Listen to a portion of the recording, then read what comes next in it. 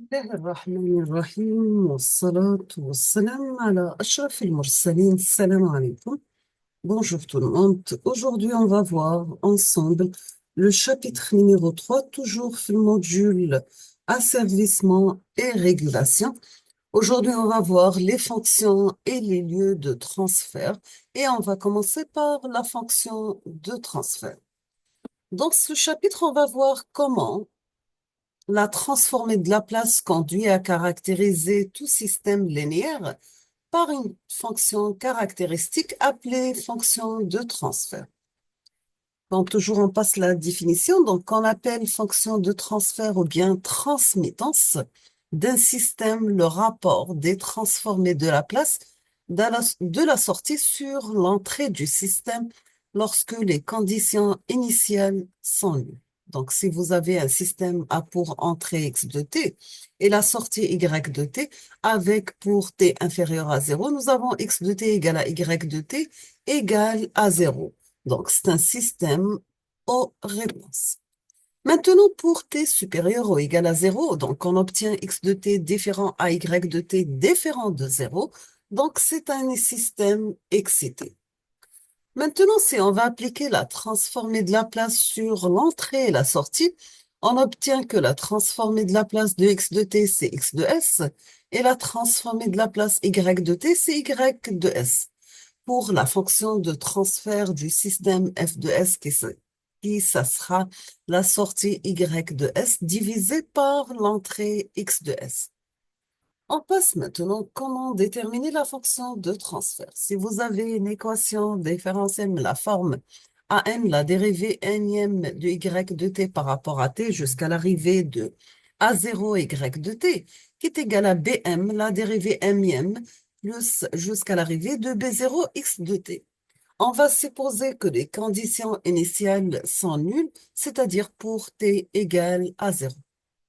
On obtient dans ce cas x de t, ça sera la dérivée égale à la dérivée de x de t par rapport à t, égale la dérivée nème de x de t pour t par rapport à tn égale à 0. La même chose pour t égale à 0 pour y.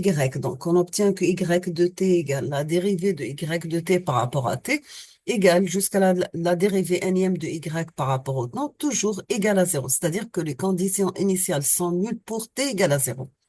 Maintenant, d'après l'équation numéro 1, on va appliquer la transformée de Laplace. On obtient an y de s d'ordre n plus an-1 y d'ordre n-1 de s plus jusqu'à l'arrivée de a0 y de s. Ça sera bm de s d'ordre m par s jusqu'à b0 x de s.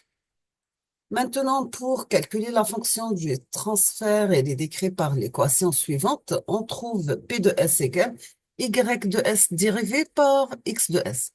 On peut la mettre la forme BMS de M plus jusqu'à l'arrivée de B0 divisé par AN de S d'ordre M jusqu'à A0. Maintenant, si on va prendre x de t égale à v de t, c'est l'entrée du système, y de t est égal à vc de t, c'est la sortie du système. À travers cet exemple d'application, donc, nous avons pour t égale à 0, on va fermer l'interrupteur K et on vous demande de déterminer f de s qui est égal à la sortie y de s divisée par l'entrée x de s. On va faire la somme des tensions et courants, donc on obtient E de t plus Vc de t plus moins Ve de t égale à 0, sachant que Vc égale 1 sur C, l'intégrale de E de t dt. Dans ce cas, si on va dériver la tension Vc de t, on obtient 1 sur C E de t, et pour sortir E de t, on obtient que est égal à C par la dérivée de Vc de t de t. Donc, on va remplacer dans notre équation, on obtient RC, la dérivée de VC de t sur dt, plus VC de t moins VE de t a pour transformer de la place RCS, VS de S, plus VC de S égale à VE de S. On va sortir VC comme facteur, donc VC par S comme facteur, on obtient multiplié par ARCS plus 1 est égal à VE de S. Donc, dans ce cas, f de S, qui est la fonction de transfert égale la tension de sortie VC de S sur la tension d'entrée V de S, On peut la mettre la forme 1 sur 1 plus RCS.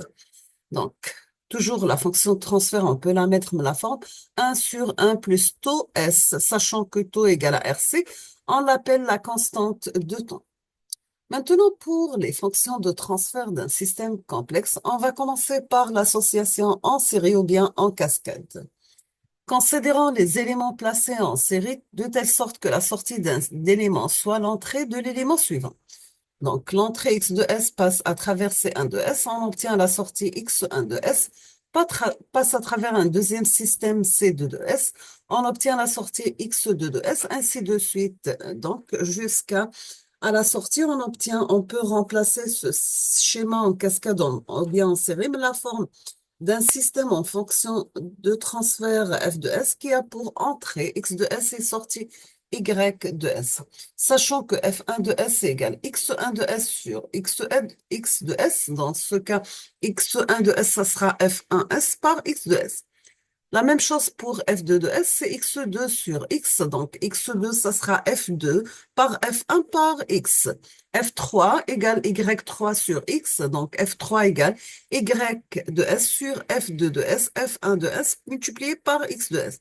Sachant que la sortie f de s, c'est y, la sortie sur l'entrée x, ça sera f1 par f2 par f3. Dans ce cas, la fonction de transfert égale le produit des fonctions f de n de s, sachant que n varie de 1 jusqu'à grand N. Pour l'association en parallèle, on appelle connexion parallèle d'un système composé de plusieurs éléments, tels que l'entrée d'un élément constitué l'entrée du système et la somme des sorties de tous les éléments constituent la sortie du système. On va terminer ça dans la vidéo, dans la prochaine vidéo, Inch'Allah. Je vous laisse le temps de bien réviser ce module à travers les 3 chapitres qu'on a déjà fait, et on va terminer la suite dans les jours qui viennent, Inch'Allah. Merci beaucoup pour votre attention. Comme toujours, n'hésitez pas si vous avez des questions et à la prochaine vidéo.